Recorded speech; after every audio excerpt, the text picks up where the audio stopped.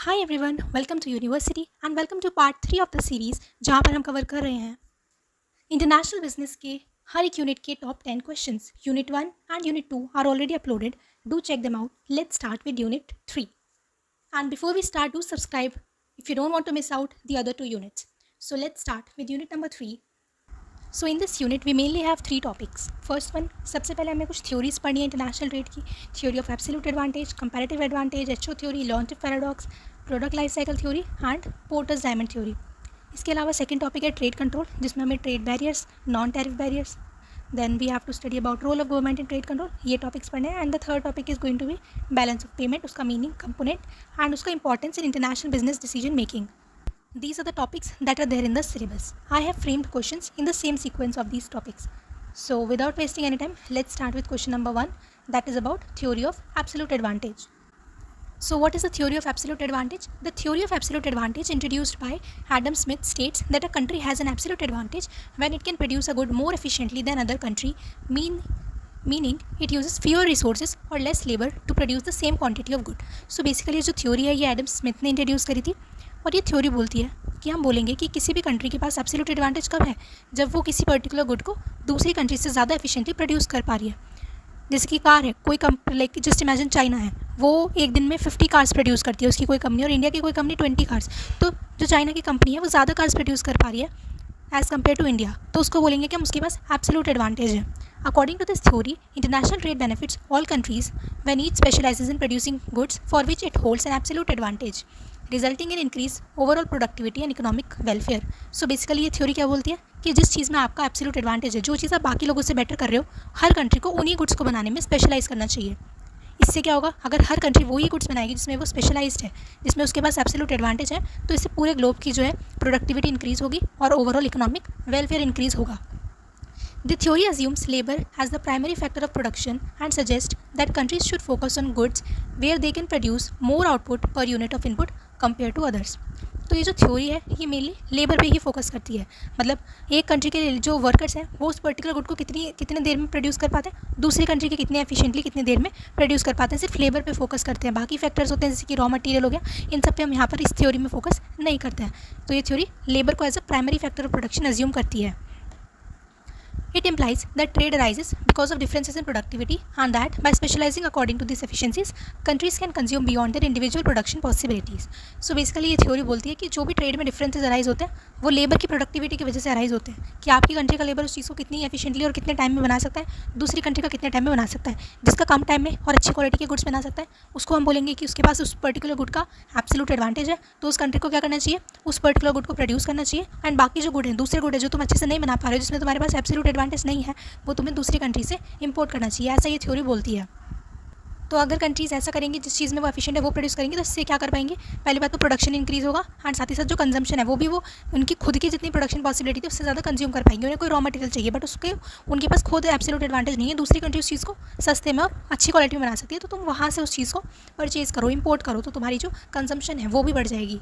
ठीक है. However the theory does not explain why trade occurs when one country has no absolute advantage in producing any goods, limiting its explanatory power in real world trade scenarios. तो ये बहुत ही वेग theory है. Real life जो scenarios होते हैं, real case studies जो real world की सिचुएशंस होती है उनमें ये एप्लीकेबल नहीं होती है, क्योंकि थ्योरी बोलती है कि जिस चीज़ में आपके पास कॉम्पिटिटिव एडवांटेज है वो चीज़ तुम बनाओ. अब मान लो कि यूएस है, उसका कार बनाने में भी उसके पास कंपैरेटिव एडवांटेज है और उसका वीट बनाने में भी उसके पास एडवांटेज है, एब्सोल्यूट एडवांटेज है. तो उसको क्या करना चाहिए, क्या उसको दोनों चीज़ें बनानी चाहिए, उसको ट्रेड ही नहीं करना चाहिए, उसको बाहर की कंट्री से कुछ प्रोड्यूस ही ट्रेड ही नहीं, इम्पोर्ट ही नहीं करना चाहिए. नो. तो ये जो है रियल वर्ल्ड सिनेरियो नहीं है, क्योंकि एक्चुअली में जो कंट्रीज़ हर चीज़ में उनके पास दूसरी कंट्रीज से एब्सोल्यूट एडवांटेज है, मतलब बाकी कंट्रीज जिस चीज़ को ज़्यादा महंगे बनाएंगी वो चीज़ों को सस्ते में बना पा रही हैं और एफिशिएंटली अच्छी क्वालिटी की बना पा रही है. तो इसका मतलब ये नहीं है कि वो सारा का सारा चीज़ें खुद ही मैन्युफैक्चर करेंगी, स्टिल वो सारी कंट्रीज ट्रेड करती हैं, चीज़ों को इम्पोर्ट करती हैं. तो ये जो थ्योरी है ये प्रैक्टिकल नहीं है. ठीक है. तो इसी थ्योरी का जो हमें आंसर मिलता है, जो लिमिटेशन है इस थ्योरी को, उनको फुलफिल करने के लिए एक नई थ्योरी दी डेविड रिकार्डो ने, जो कि अब हम नेक्स्ट क्वेश्चन पढ़ेंगे. What is the theory of comparative advantage. So the theory of comparative advantage formulated by David Ricardo explains that a country should specialize in producing goods for which it has the lowest opportunity cost even if it does not have an absolute advantage in producing them. So basically जैसे कि absolute advantage वाली theory हमसे बोलती थी कि अगर आपके पास absolute advantage है तो ही आप उसको प्रोड्यूस करो, अदरवाइज इंपोर्ट कर लो। बट ये जो थ्योरी है ये बोलती है कि एब्सोल्यूट एडवांटेज के अलावा भी हमें कई चीज़ें देखनी होती हैं, जिसके बेसिस पे हम डिसाइड करेंगे कि क्या हमें चीज़ों को ट्रेड करना चाहिए या फिर प्रोड्यूस करना चाहिए।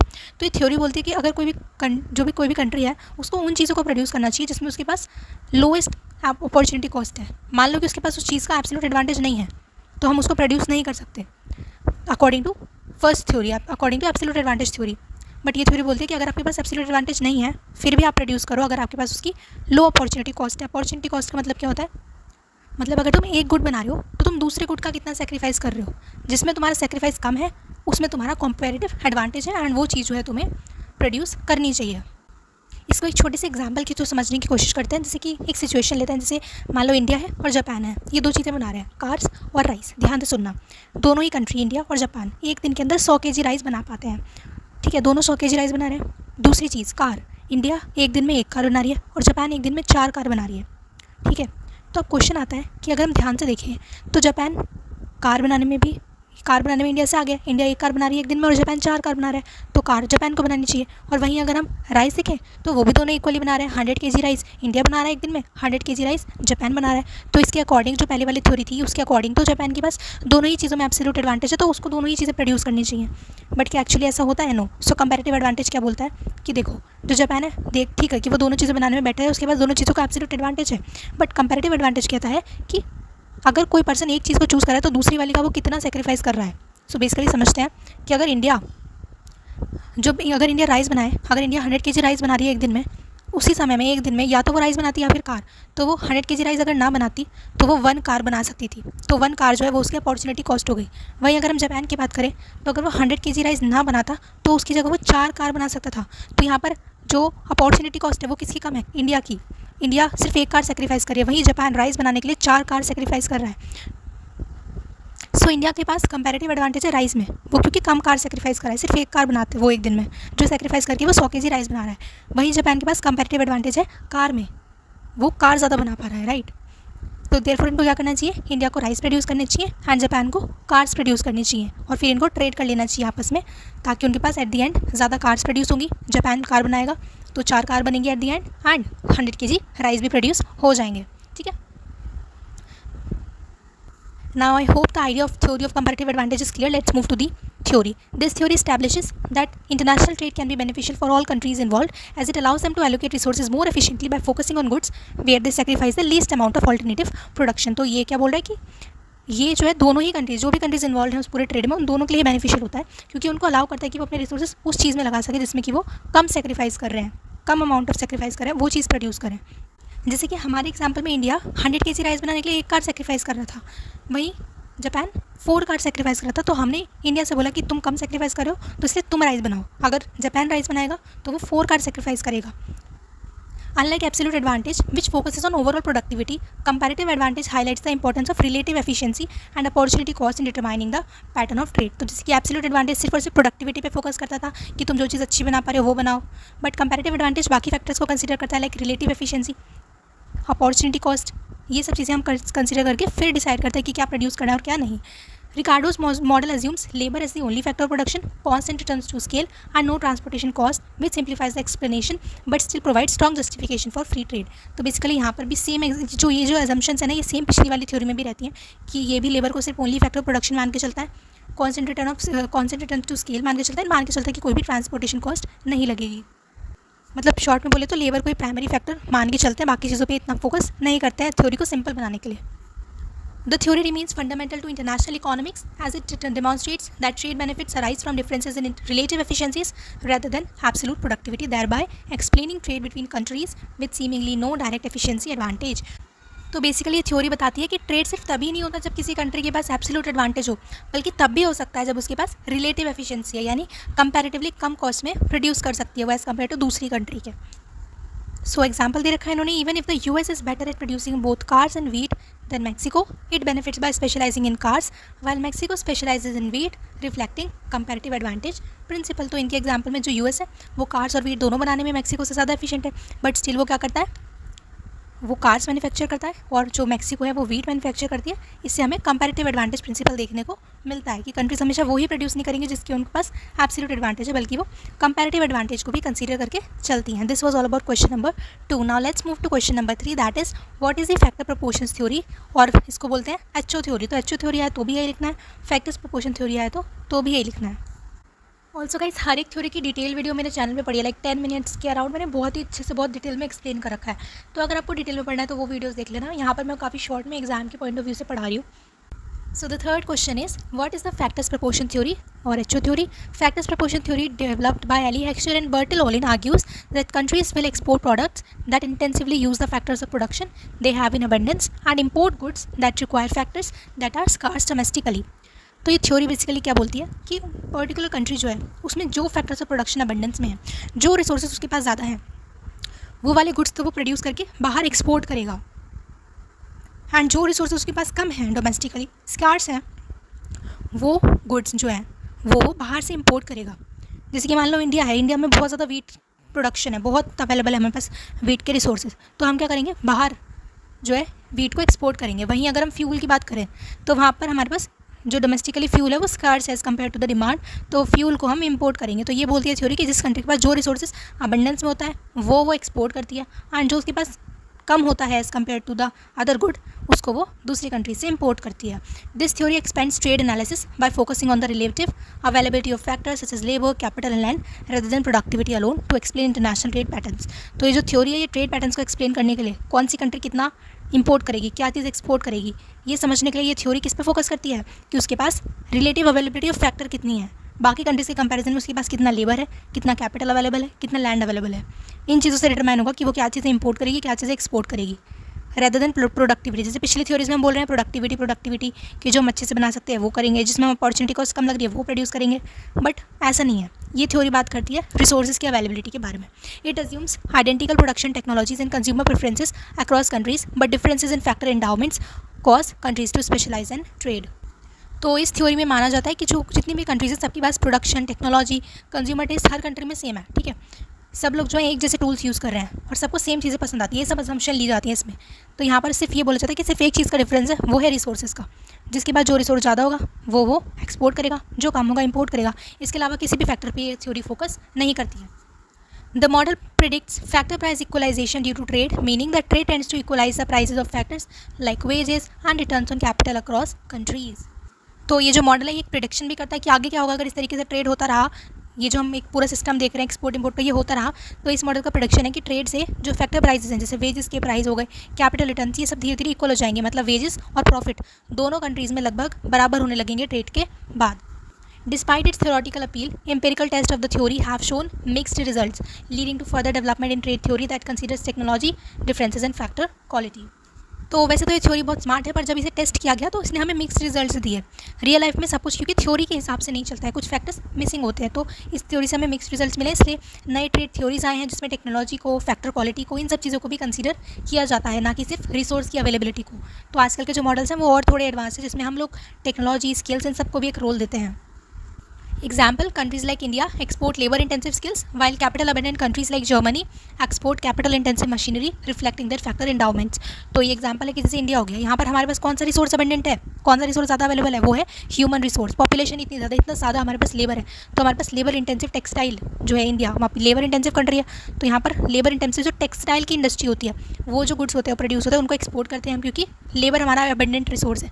वहीं अगर हम जर्मनी की बात करें तो वो एक कैपिटल अबंडेंट कंट्री है, तो वो जो कैपिटल इंटेंसिव मशीनरी होती है वो एक्सपोर्ट करती है। तो इससे हमें इनके फैक्टर एंडाउमेंट्स की, इनके रिसोर्स अवेलेबिलिटी के बारे में पता चलता है।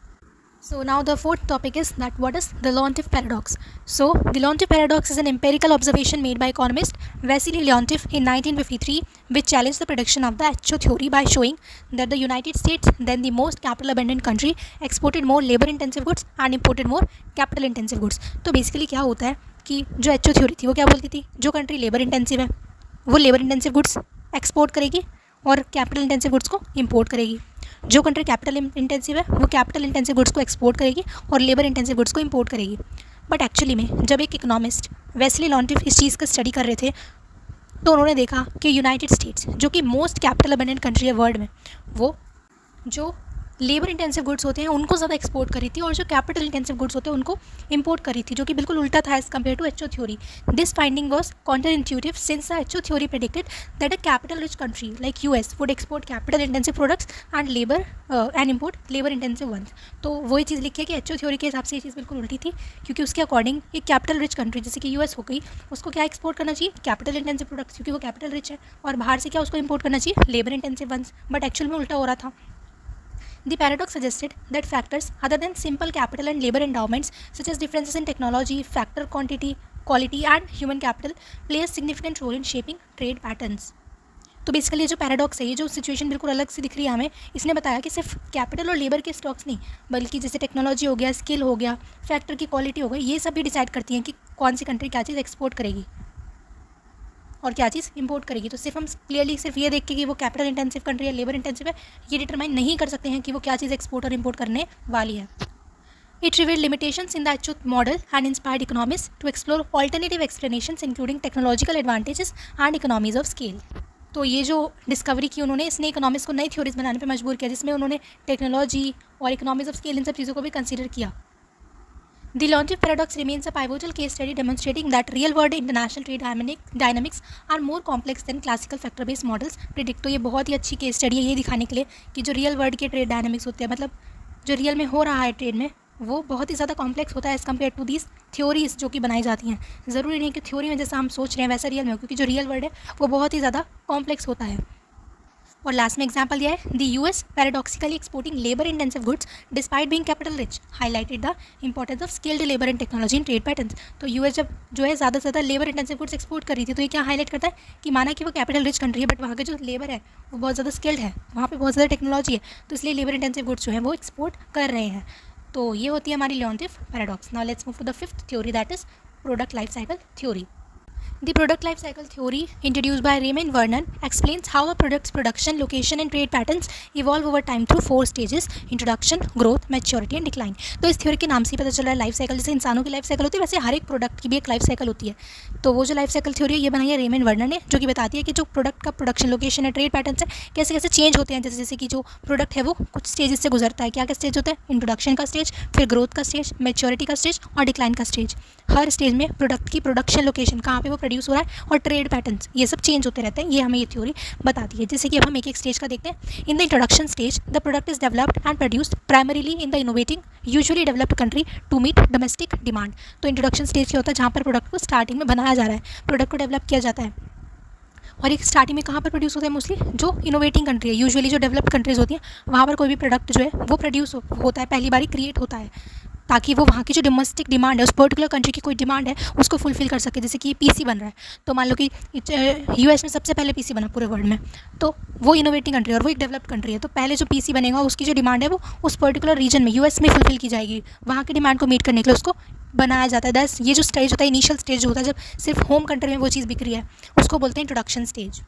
फिर प्रोडक्ट आता है ग्रोथ स्टेज में. During the growth stage the product begins to be exported to other developed countries as demand increases while production remains largely in the innovating country. तो जब प्रोडक्ट ग्रोथ स्टेज में आ जाता है तो उसकी जो डिमांड है वो बढ़ने लग जाती है दूसरी डेवलप्ड कंट्री से. जैसे मान लो चाइना अब डिमांड करने लगा उस प्रोडक्ट की, बाकी और जो जगह हैं वहाँ से डिमांड आने लगी, तो प्रोडक्ट को जो यूएस है वो एक्सपोर्ट करने लग जाएगा बाकी डेवलप्ड कंट्रीज़ में.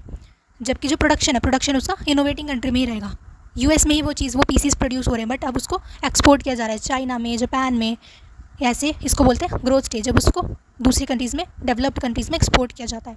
फिर प्रोडक्ट पहुंच जाता है अपने मैच्योरिटी स्टेज में. In the maturity stage production shifts to other developed countries and eventually to developing countries where production costs are lower while the innovating country में begin to import the product. तो इस stage में क्या होता है? Maturity stage में क्या होता है? पहले तो हम गुड्स को सिर्फ एक्सपोर्ट कर रहे थे चाइना, जापान. अब क्या होगा? जो प्रोडक्शन है वो ही शिफ्ट हो गया डेवलप्ड कंट्रीज़ में. मतलब अब चाइना खुद पीसी बनाने स्टार्ट कर दिया, जापान ने खुद पीसी बनाने स्टार्ट कर दिए. इसको बोलते हैं मैच्योरिटी स्टेज, जब प्रोडक्शन जो है डेवलप्ड कंट्रीज़ में शिफ्ट हो जाता है. तो पहले डेवलप्ड कंट्रीज़ में शिफ्ट होता है, देन इवेंचुअली वो डेवलपिंग कंट्रीज़ में भी शिफ्ट हो जाता है, जहाँ पर प्रोडक्शन कॉस्ट जो होती है लोअर होगी as compare to US. While the innovating country में begin to import the product. और इनोवेटिंग कंट्री अब उस चीज़ को खुद इम्पोर्ट करने लग जाएगी, क्योंकि दूसरी कंट्रीज उसको सस्ते में बना रही है. सो बेसिकली मैच्योरिटी स्टेज तब आता है जब प्रोडक्ट इतना कॉमन हो चुका है कि जो प्रोडक्शन है वो शिफ्ट होने लगती है उन कंट्रीज़ में जहाँ कॉस्ट कम है, पहले डेवलप्ड कंट्रीज़ में फिर डेवलपिंग कंट्रीज़ में. जैसे चाइना, वियतनाम जैसे देश जहाँ पर सस्ती लेबर है, कम कॉस्ट लगती है, फैक्ट्रीज वहाँ चली जाती हैं, तो यूएस से जो है शायद अब वही प्रोडक्ट को इंपोर्ट करने लगेगा. तो ये होता है मैच्योरिटी स्टेज, और इसके बाद आता है लास्ट हमारा decline stage. Finally in the decline stage production and consumption increasingly move to developing countries. तो अब जो प्रोडक्शन और कंजम्पशन है वो कहाँ मूव करने लग जाता है? डेवलपिंग कंट्रीज़ में। Reflecting the products commoditization and standardization, illustrating how comparative advantage shifts over time due to technological innovation and cost consideration. So basically decline stage होता है जब प्रोडक्ट स्टैंडर्ड बन गया है, चीप बन गया है, तो जो प्रोडक्शन और कंजम्पशन है दोनों डेवलपिंग कंट्रीज़ में शिफ्ट हो जाते हैं। जैसे सब लोग वो प्रोडक्ट बनाने लग गए और डेवलप्ड कंट्रीज़ को उसमें इंटरेस्ट कम हो गया, तो वो नए प्रोडक्ट पे फोकस करते हैं। तो ये थ्योरी बताती है कि कैसे एक प्रोडक्ट के चक्कर में कंपैरेटिव एडवांटेज है वो बदलते रहता है इनोवेशन और कॉस्ट के बेसिस पे। मतलब पहले यूएस का फ़ायदा था क्योंकि वो इनोवेट किया था उसने वो प्रोडक्ट शुरू में, तो उसके पास उस चीज़ का एडवांटेज था। बट बाद में चाइना का फ़ायदा क्योंकि वो लो कॉस्ट प्रोडक्शन कर रही है। तो इस तरीके से जो कंपैरेटिव एडवांटेज होता है पहले यूएस के पास था क्योंकि उसने नया नया वो प्रोडक्ट बनाया था, फिर वो थोड़ा कॉमन हुआ वो चीज़, अब वो जो एडवांटेज वो चाइना के पास चला गया, किस फॉर्म में? लो कॉस्ट प्रोडक्शन की फॉर्म में। The US originally developed and produced personal computers, but over time manufacturing shifted to countries like China as the product matured. तो वही एग्जांपल है जो हमने लिया, US originally डेवलप किया था उसने और प्रोड्यूस किए थे पर्सनल कंप्यूटर्स को, बट जैसे जैसे टाइम बीता जो मैन्युफैक्चरिंग है वो चाइना जैसी कंट्रीज़ में शिफ्ट हो गई है। Now we have the sixth theory, that is the theory of national competitive advantage और पोर्टर्स डायमंड मॉडल।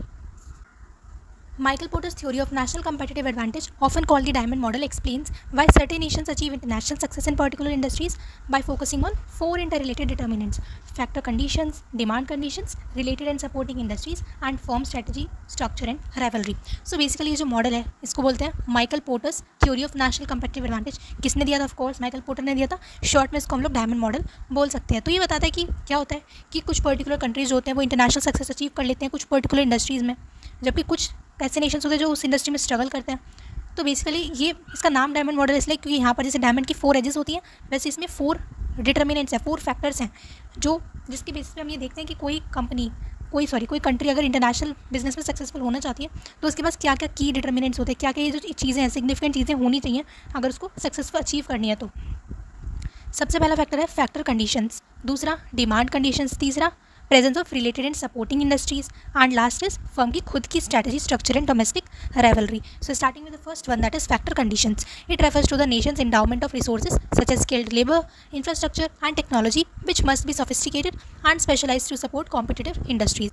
तो बेसिकली ये बोलता है कि उस पर्टिकुलर कंट्री में फैक्टर कंडीशंस यानी वहाँ पे कितने रिसोर्सेज अवेलेबल हैं, स्किल्ड लेबर है कि नहीं, इंफ्रास्ट्रक्चर अच्छा है कि नहीं, टेक्नोलॉजी अच्छी है कि नहीं, ये सब भी डिसाइड करता है कि वो अच्छे से परफॉर्म कर पाएगी कॉम्पिटिटिव इंडस्ट्री में या फिर नहीं। मतलब कि उस पर्टिकुलर कंट्री के पास क्या क्या रिसोर्सेज हैं, क्या उसके पास स्किल्ड लेबर है, अच्छा इंफ्रास्ट्रक्चर है, अच्छी टेक्नोलॉजी है, और सिर्फ ज़्यादा नहीं होना चाहिए कि ज़्यादा लेबर है तो ठीक है, उस लेबर की क्वालिटी अच्छी है, स्पेशलाइजेशन उसके पास है कि नहीं। ये सब फैक्टर्स डिसाइड करते हैं कि वो बिजनेस, वो कंट्री इंटरनेशनल बिजनेस में सक्सेसफुल हो पाएगी या फिर नहीं। Next is demand conditions. Demand conditions describe the nature and sophistication of domestic consumers which drive firms to innovate and improve quality to meet high local standards before competing internationally. तो मतलब basically demand conditions मतलब वहाँ के जो domestic consumers हैं उस particular country के खुद के जो कंज्यूमर्स हैं उनका नेचर क्या है, वो कितने सोफिस्टिकेटेड हैं, क्या वो फर्म को इनोवेट करने के लिए ड्राइव करते हैं, क्या उन्हें अच्छी क्वालिटी के प्रोडक्ट्स चाहिए होते हैं। सो बेसिकली अगर देश के जो खुद ही अगर पिकी और डिमांडिंग है तो जो कंपनीज़ हैं वो इनोवेशन और क्वालिटी ये सब खुद ही बढ़ाएंगी। जैसे कि अगर हम देखें तो कोरिया हो गया, वहाँ पर जो कॉस्मेटिक्स होता है, ब्यूटी से रिलेटेड प्रोडक्ट्स होते हैं, वहाँ के जो लोकल कंज्यूमर्स हैं वो इस चीज़ में बहुत ही ज़्यादा पिकी हैं, बहुत ज़्यादा डिमांडिंग है, उनको अच्छी क्वालिटी के skin care products and all that stuff चाहिए होता है।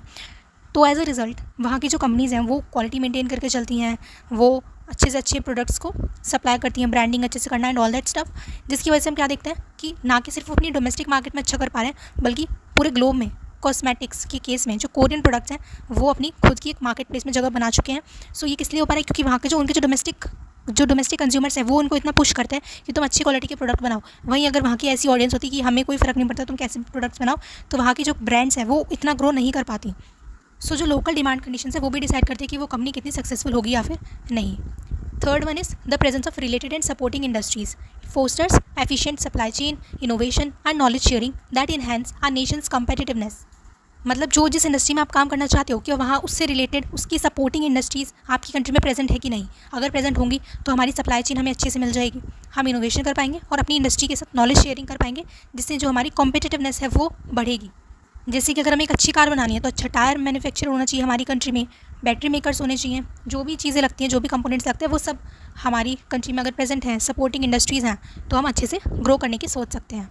Fourth one is the firm's strategy, structure, and domestic rivalry. They create an environment that encourage continuous improvement and innovation, while government policies and chance events also influence the competitive landscape. तो firm की खुद की strategy कैसी है? Obviously हर चीज़ हम दूसरों को blame नहीं कर सकते कि हम इनकी वजह से सक्सेसफुल नहीं है. ठीक है, तुम्हारे पास मान लो रिसोर्स भी अवेलेबल है, तुम्हारे जो कंज्यूमर्स है लोकल, उनके स्टैंडर्ड्स भी हाई हैं, वो अच्छे से तुमसे क्वालिटेटिव प्रोडक्ट्स एक्सपेक्ट करते हैं. सपोर्टिंग इंडस्ट्रीज़ भी प्रेजेंट है और रिलेटेड इंडस्ट्रीज़ भी प्रेजेंट हैं. नाउ तुम खुद की अगर अच्छी स्ट्रैटेजी नहीं लगा रहे हो तो तुम कैसे ग्रो कर पाओगे? तो फर्म की खुद की स्ट्रैटेजी भी डिटरमाइन करती है कि वो सक्सेसफुल होगी कि नहीं, उसका स्ट्रक्चर कैसा है वो डिटरमाइन करता है. एंड साथ ही साथ डोमेस्टिक राइवलरी, मतलब हमारी ये कंट्री में हमारे कॉम्पिटिटर होने चाहिए एक्चुअली में, क्योंकि इससे क्या होता है कि इन्वायरमेंट क्रिएट होता है जिससे कि हम उनसे एक हेल्दी कॉम्पिटिशन क्रिएट होता है, जिससे कि हम कंटिन्यूसली इंप्रूव करते हुए चलते हैं, इनोवेट करते हुए चलते हैं.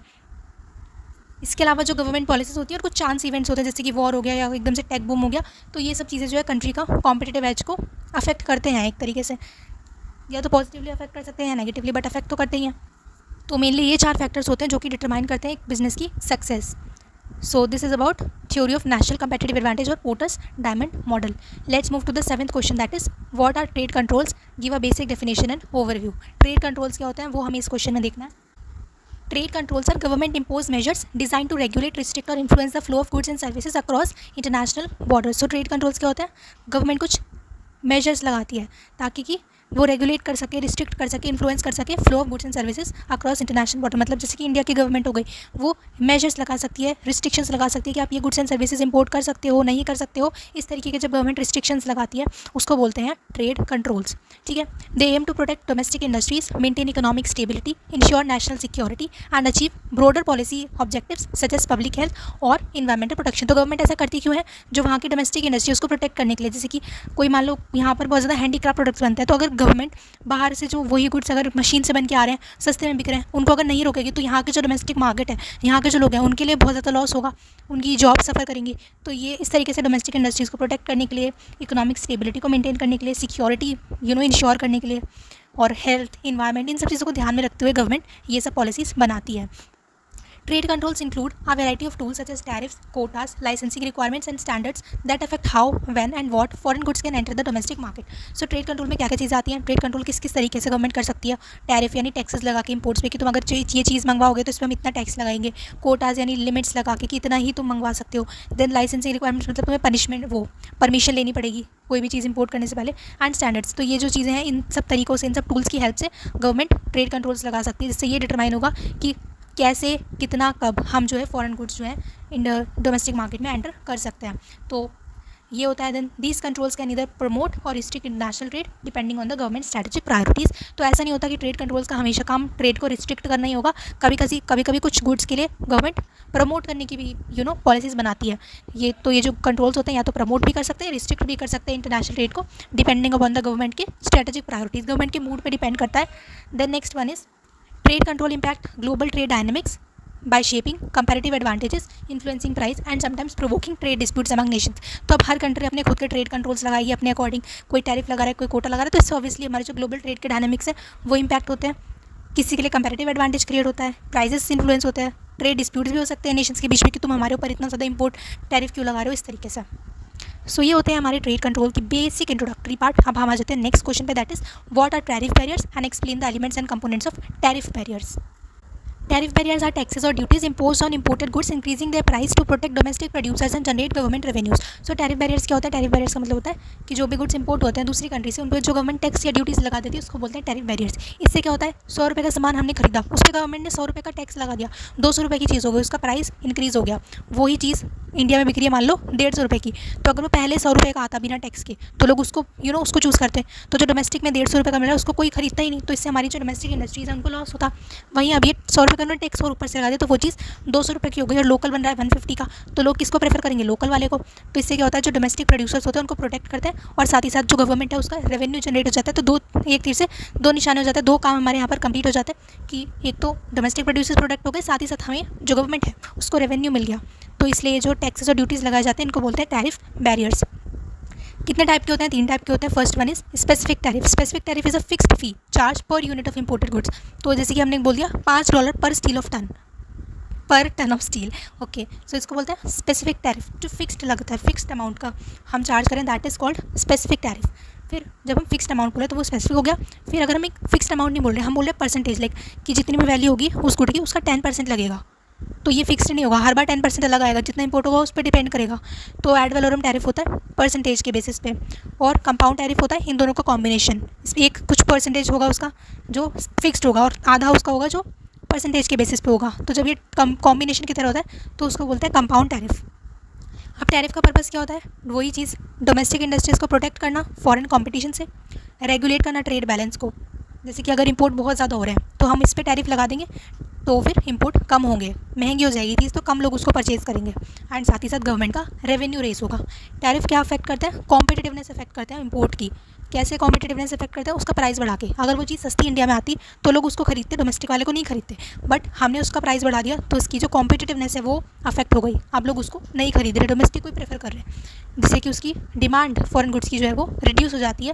और क्या इंकरेज होता है कि जो डोमेस्टिक ऑल्टरनेटिव्स हैं उनका ही कंजम्पशन हो। सो ये बेसिकली टैरिफ बैरियर्स होते हैं। Now let's move to the 9th one, that is what are non tariff barriers, define and explain the different types of non tariff barriers imposed by governments.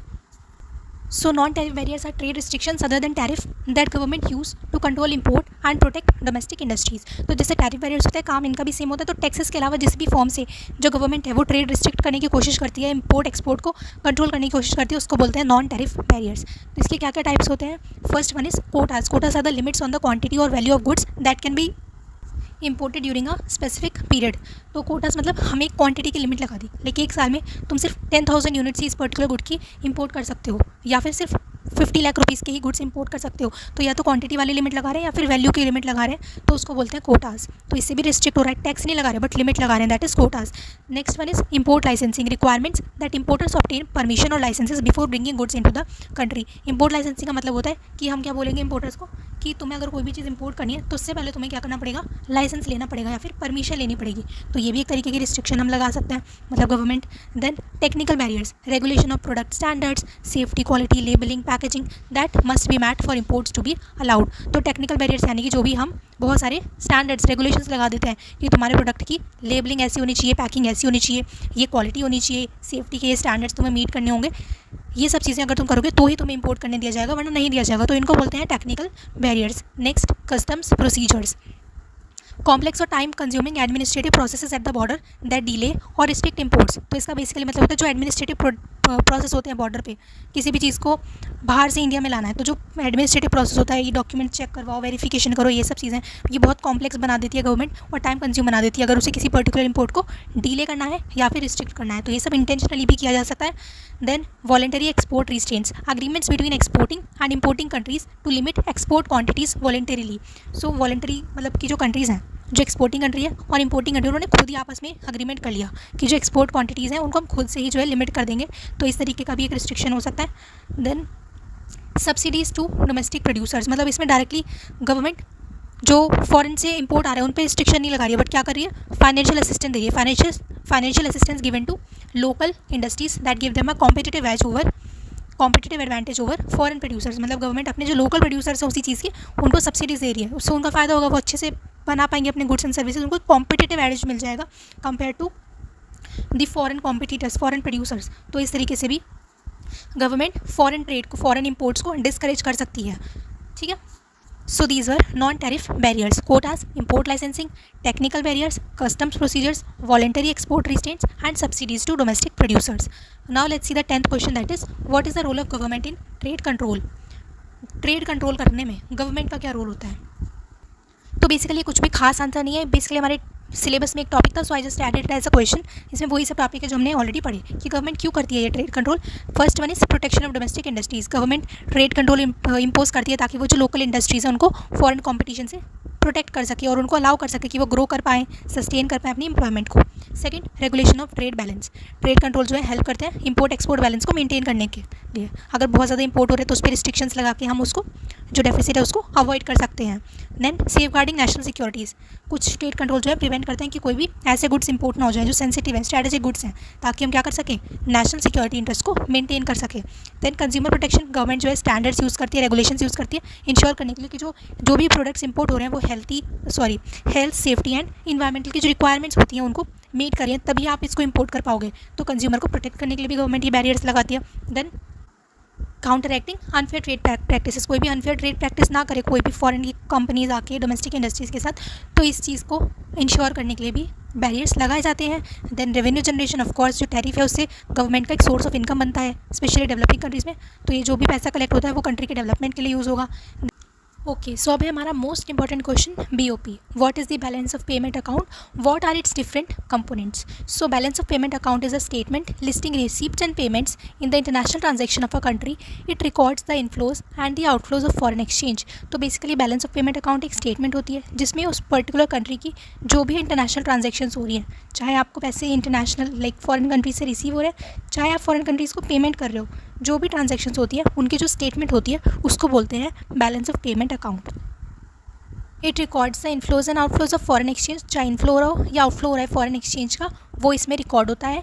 The system of recording is based on a double entry book keeping where the credit side shows the receipts of foreign exchange from abroad and the debit side shows payments in foreign exchange to foreign resident. So basically ये यहाँ पर जो होता है हमारा जैसे normal accounting होता है, यहाँ पर भी डबल एंट्री सिस्टम फॉलो होता है।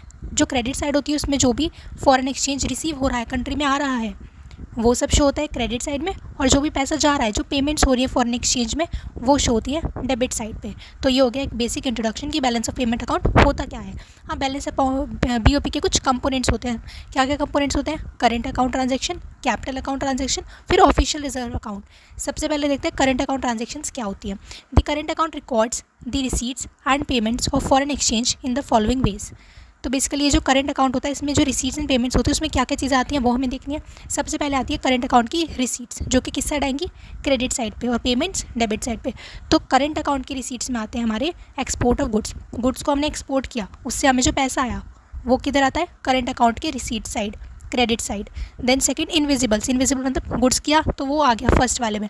इसके अलावा अगर सर्विसेज हमने किसी बाहर एक्सपोर्ट करी हैं, सर्विसेज दी हैं लोगों को, उसके बदले जो पैसा आ रहा है वो इधर करंट अकाउंट के रिसीट साइड में इनविजिबल हेड के अंदर आता है, सर्विसेज हो गई। देन यूनिलेटरल ट्रांसफ़र हो गए, मतलब एक साइड से, मतलब लाइक उधर से हमें सिर्फ गिफ्ट आ रहा है, हमने कुछ नहीं दिया उन्हें, बट फॉरेन कंट्री से कोई गिफ्ट आ रहा है, रिसीव हो रहा है, रिसीट है, तो करंट अकाउंट की क्रेडिट साइड में आएगी under the head unilateral transfer. Donation मिल रही है बाहर की किसी कंट्री से, वो यूनिलेटरल ट्रांसफ़र में आती है। फिर इन्वेस्टमेंट इनकम, हमने इन्वेस्टमेंट करी तो उसका डिविडेंड रिसीव हुआ, इंटरेस्ट रिसीव हुआ, वो इधर आता है, इनविजिबल्स के अंदर ही आती हैं ये सारी चीज़ें। और थर्ड आता है इसमें non monetary movement of gold. तो अगर गोल्ड का मूवमेंट हो रहा है, गोल्ड आ रहा है फॉरेन कंट्री से इंडिया के अंदर, हमारी कंट्री के अंदर, तो वो करंट अकाउंट के रिसीट्स में शो होगा। तो तीन चीज़ें शो होती हैं, गुड्स, इनविजिबल्स और गोल्ड। इनविजिबल्स में भी तीन चीज़ें आती हैं, सर्विसेज, यूनिलेटरल ट्रांसफर यानी गिफ्ट्स और डोनेशंस, और इन्वेस्टमेंट इनकम। फिर आती है हमारी करंट अकाउंट की पेमेंट्स। तो बिल्कुल सेम है, जो जो चीज़ हमने पढ़ी थी उसका ही उल्टा। पेमेंट साइड में यानी डेबिट साइड में क्या क्या आएगा? गुड्स एक्सपोर्ट किए तो क्रेडिट साइड आया, इंपोर्ट कर रहे हैं, खरीद रहे हैं गुड्स, तो पैसे जा रहे हैं, तो वो हमारा डेबिट साइड में आ जाएगा, इंपोर्ट ऑफ गुड्स के अंदर करंट अकाउंट में। देन इनविजिबल्स में services, unilateral transfer, investment income, मतलब हमने किसी से सर्विसेज लिया, उसकी पेमेंट करी, हमने किसी को गिफ्ट्स दिए हैं, हमने किसी को डोनेशंस दिए हैं, ये भी डेबिट साइड आएंगे। देन हमारे यहाँ पर किसी ने इन्वेस्टमेंट करा था तो हमने उसका इंटरेस्ट, डिविडेंड वगैरह पेमेंट किया है, तो वो इनविजिबल्स के अंदर आएगा, डेबिट साइड में।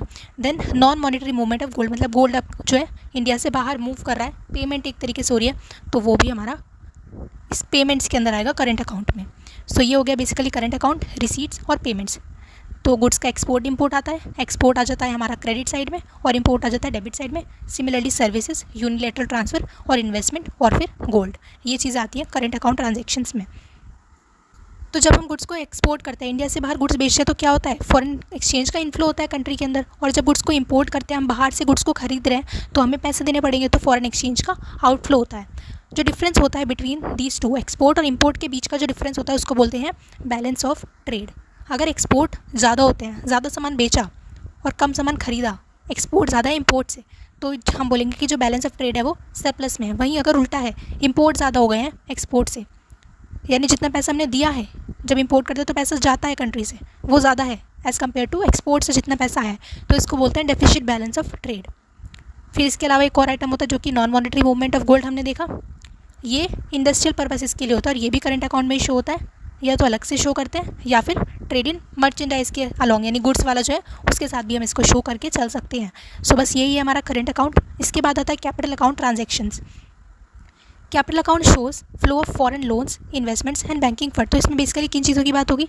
जो भी हमारे लॉन्ग टर्म लोन्स होते हैं, शॉर्ट टर्म लोन्स होते हैं, इन्वेस्टमेंट करी है कहीं पे, इन सब चीज़ों की बात होती है।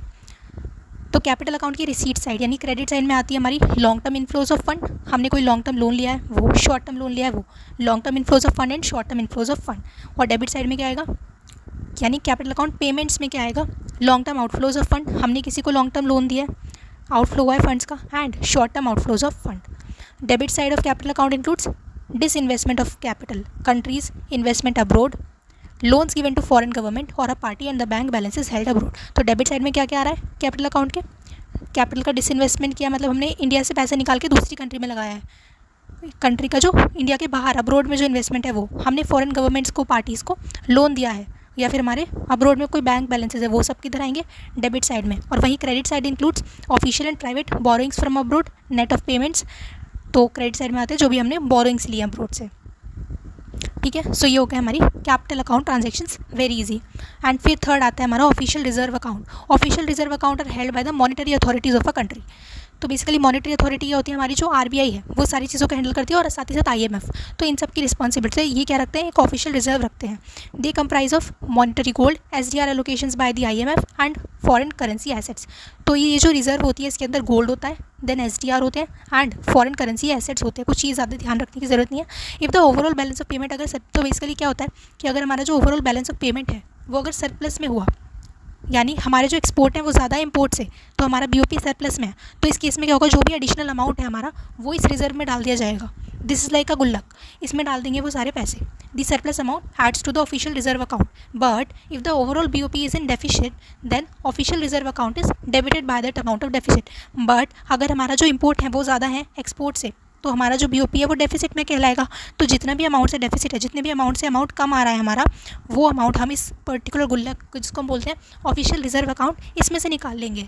ठीक है, तो ये होता है हमारा ऑफिशियल रिजर्व अकाउंट। तो हमने पढ़ा बीओपी क्या होता है, उसके ये 3 कंपोनेंट, करंट अकाउंट ट्रांजेक्शन, उसकी रिसीट साइड में क्या क्या आता है, पेमेंट साइड में क्या क्या आता है, कैपिटल अकाउंट ट्रांजेक्शन की रिसीट साइड में और पेमेंट साइड में क्या क्या आता है, एंड देन अल्टीमेटली जो डेफिसिट होता है या सरप्लस होता है वो किधर जाता है, ऑफिशियल रिजर्व अकाउंट में।